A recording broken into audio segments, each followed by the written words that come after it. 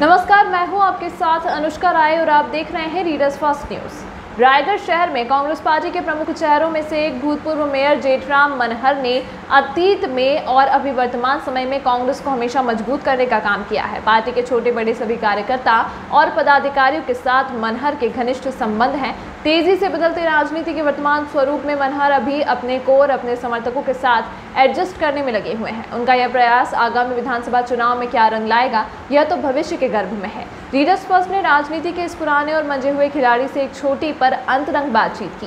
पेश है बातचीत के कुछ मुख्य अंश। आज रूबरू कार्यक्रम में हम कांग्रेस के भूतपूर्व महापौर श्री जेठूराम मनहर, जो 2 बार से पार्षद भी रह चुके हैं और कांग्रेस के यहाँ दिग्गज नेता हैं, उनसे हम आपका परिचय करवाने जा रहे हैं। जेठूराम जी, हमारे चैनल में आपका बहुत बहुत स्वागत है। आप हमारे दर्शकों को अपने बारे में बताएं। धन्यवाद। मैं जेठूराम मनहर एक कृषक परिवार में जन्म लिया और मेरा शिक्षा दीक्षा जो है रायगढ़ शहर में ही हुआ।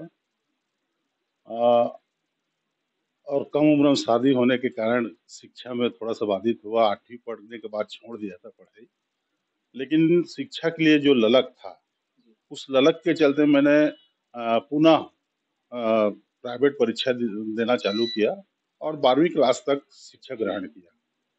और एक मध्यवर्गीय वर्गीय किसान परिवार के होने के कारण कम उम्र में शादी भी हो गया था मेरा।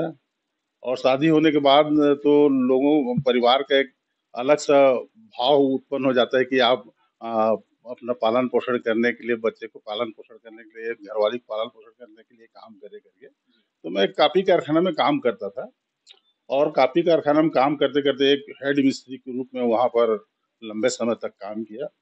उसी समय वर्ष 1994-95 में जो पंचायती राज का घोषणा हुआ, उसमें नगरीय निकायों का चुनाव चालू हुआ। तो उसी चुनाव में वार्ड नंबर 3 से कांग्रेस और बसपा दोनों से टिकट मांगा था, लेकिन दोनों ने टिकट नहीं दिया। तो हमारे जो साथी थे, दोस्त यार थे, उनका एक दबाव बना मेरे ऊपर कि नहीं, आपको चुनाव लड़ना है। और मैंने निर्दलीय के रूप में वार्ड नंबर 3 में चुनाव लड़ा और वहाँ के मतदाता ने मुझे एक तरफा पोलिंग करके करीब करीब 441 वोट से प्रथम चुनाव जिताया। उसके बाद 5 साल के कार्यकाल वार्ड की विकास के लिए हमने किया और लोगों की सेवा के लिए तत्परता से रहते थे। तो उस समय फिर दोबारा जो नगरीय निकाय जो चुनाव हुआ 1999 में, तो उसके बाद मेरे वार्ड का जो आरक्षण था वो बदल गया, वार्ड नंबर 12 हो गया। वार्ड नंबर 12 में भी मैंने टिकट का प्रयास किया, उसमें भी मेरे को टिकट नहीं दिया गया। फिर हमारे दोस्त यारों ने पुनः मेरे ऊपर दबाव बनाया कि नहीं, आपको चुनाव तो लड़ना है, तो आप काम अच्छा किए हैं, लोग आपको चाहते हैं।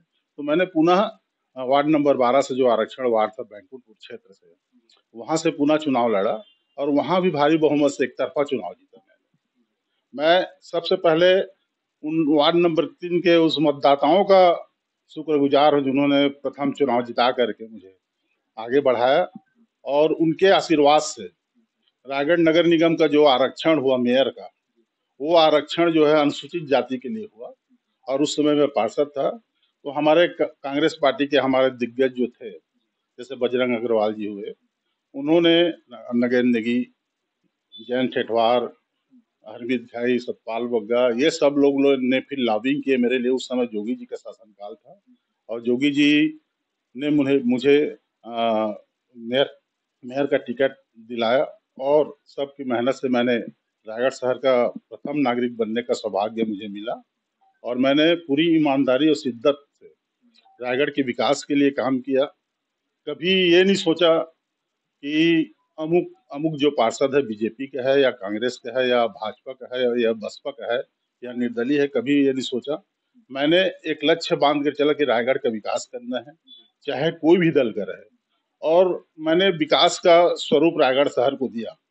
आज अपन को ये सुनने में अच्छा लगता है कि लोग कहते हैं कि जेठूराम मनहर जिस समय था तो रायगढ़ का विकास उस समय हुआ, लेकिन आज जो बने हैं उनके बाद से बने हैं, वो बनने के बाद जो है जो विकास की गति रुक गई। ये सब सुनने से हमको एक गर्व होता है कि हमने अपने कार्यकाल में कम से कम शहर का विकास तो किया। तो महापौर के कार्यकाल में आपकी उपलब्धियां क्या रही? रायगढ़ को आपने क्या क्या दिया?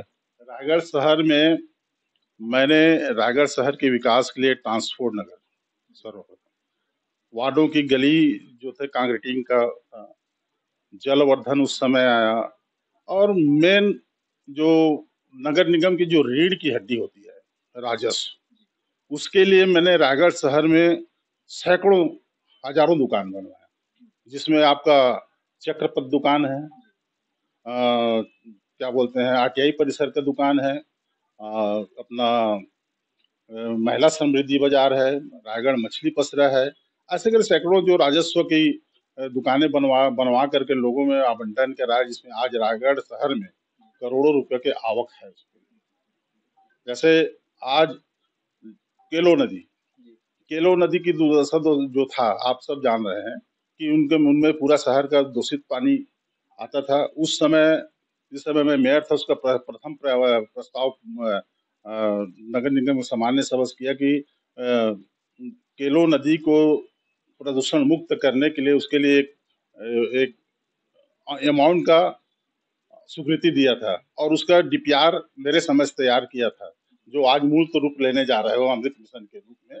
तो ये एक सोच था कि रायगढ़ शहर का विकास कैसा हो, रायगढ़ शहर के लोगों को सुविधा कैसे मिले, ये एक परिकल्पना था, और उस परिकल्पना के रूप मैंने काम किया, और किसी को शिकायत होने का मौका नहीं देता था।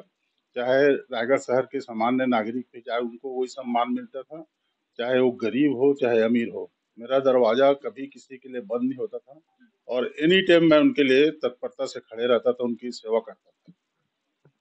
आपका नाम समाज सेवा के क्षेत्र में भी बहुत ही आदर से लिया जाता है, तो सामाजिक क्षेत्र में आपकी क्या उपलब्धियां रही? देखिए, जो व्यक्ति सार्वजनिक जीवन जीता है वो समाज के लिए उनका करना बहुत जरूरी है। तो समाज के लोग जब चुनाव से आप जीत करके जाते हैं और कुछ बनते हैं, तो एक लोगों में एक आशा हो जाता है कि अमुक आदमी के पास जाएंगे तो कुछ काम हो जाएगा। तो इसके लिए जहां तक हो सके अपने को काम करना चाहिए, और उस क्षेत्र में हमने काम किया है, हर गरीब का, हर अमीर का, हर वर्ग के लिए काम किया है। तो राजनीति के क्षेत्र में आप लंबे समय से रहे हैं, तो इस क्षेत्र में आपकी उपलब्धियां क्या रही? इसके बारे में थोड़ा सा जानकारी दीजिए। राजनीति के क्षेत्र में तो मेयर बना, पार्षद बना, लोगों का सेवा किया, कांग्रेस पार्टी से लंबा 15 साल का संघर्ष किया, और ये सब है उसमें तो शामिल।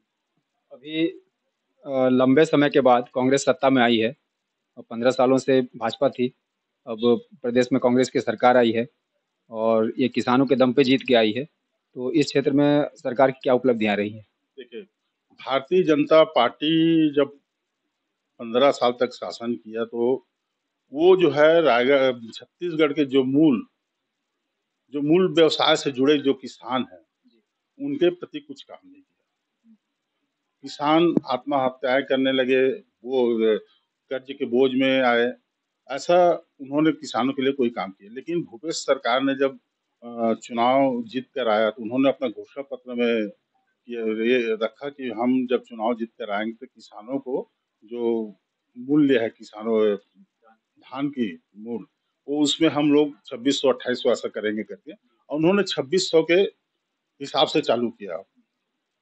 नरवा गरवा घुरवा बारी, पहले ये सब का महत्व जो आज से 25-30 साल पहले जो ग्रामीण परिवेश था छत्तीसगढ़ का, जो नरवा गरवा घुरवा बारी का जो परिकल्पना था, वो विलोपित हो रहा था, उनको उन्होंने फिर से चालू किया, और आज हमारे प्रदेश के किसान खुशहाल हैं।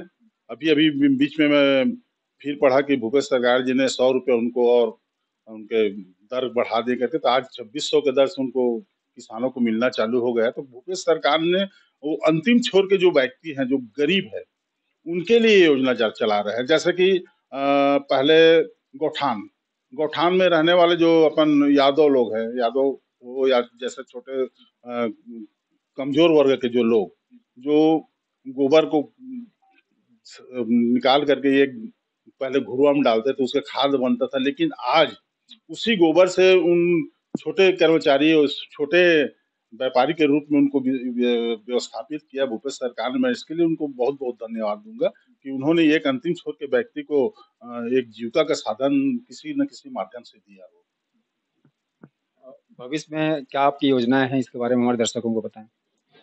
अब राजनीति से मैं जुड़ा हूँ तो भविष्य में मालिक का सबसे बड़ा हाथ होता है। लोग तो मेहनत करते हैं, लेकिन आने वाले समय में कुछ न कुछ अलग से रास्ता अपनाऊंगा मैं। और कहीं न कहीं चाहे छोटा चुनाव नहीं, अब बड़ा चुनाव है आने वाले समय में, विधानसभा का एक प्रयास करूंगा। टिकट मिल जाएगा तो, अगर टिकट मिलता है तो चुनाव भी लड़ेंगे, और नहीं मिलने पे पार्टी के जो दिशा निर्देश है उसका अपन पालन करेंगे। आपकी सक्रियता बहुत रही, आपकी उपलब्धियां बहुत रही आपके महापौर कार्यकाल में, तो जनता तो आपको यहाँ पसंद करती ही है। तो आपको क्या लगता है कि आपके कितने चांसेस हैं यहाँ पर विधानसभा के प्रत्याशी के रूप में? देखिए, कांग्रेस जो रायगढ़ शहर जो निर्वाचन क्षेत्र है वो एक सामान्य जाति के लिए है, और मैं आरक्षण में आता हूँ, है ना? तो अब लोगों की जो मांग है, लोगों की मांग के ऊपर निर्भर करता है। यदि लोगों की इच्छा होगा, यदि जेठूराम को यहाँ का रायगढ़ नगर का विधायक बनवाना है, शहर का विधानसभा का, तो उनकी एक हल्का सा वो जो बू आता है, ऐसे नहीं बोलते हैं कि एक लोगों में एक उद्घोषक होना चाहिए कि जेठू को चुनाव लड़ाना चाहिए। तो इसमें क्या है, दिशा और अपना वो माहौल बनता है। यदि रायगढ़ शहर के आम नागरिक से मैं निवेदन करूंगा, ऐसा माहौल बना दे तो हो सकता है मेरे को टिकट मिल जाए और मैं यहाँ रायगढ़ शहर का विधायक बन जाऊँ। जी, आपको भविष्य के लिए बहुत बहुत शुभकामनाएं और बहुत बहुत धन्यवाद, आपने हमारे चैनल को इतना समय दिया।